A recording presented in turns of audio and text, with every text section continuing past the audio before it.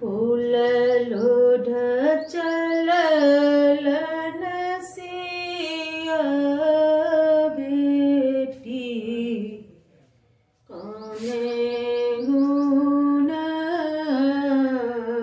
गड़े। फूल लोढ़ चललन सिया बेटी कौने गुण गड़े। घोड़वा चढ़ल अब श्री राम दुल्हा हाथ पसारल हे। घोड़वा चढ़ल अब श्री राम दुल्हा हाथ पसारल हे। धीरे रघु रामचंद्र दुल्हा औरोगा धीरे रघुना। धीरे रघु रामचंद्र दुल्हा औरोगा धीरे रघुना।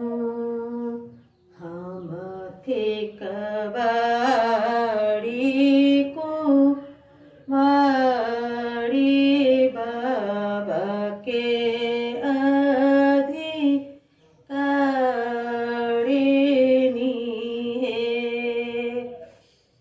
एतबे बचन सुनलन अपन बाबा जुआ पसारल। एतबे बचन सुनलन अपन बाबा जुआ पसारल हे। होगे लागल हार जीत के खेल की अब बेटी के करहे।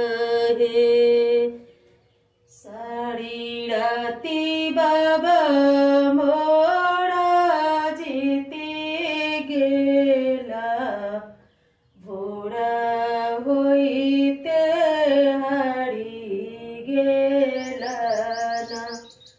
सारी राती बाबा मोरा जीती गेला भोरा होइते हारी गेला ना।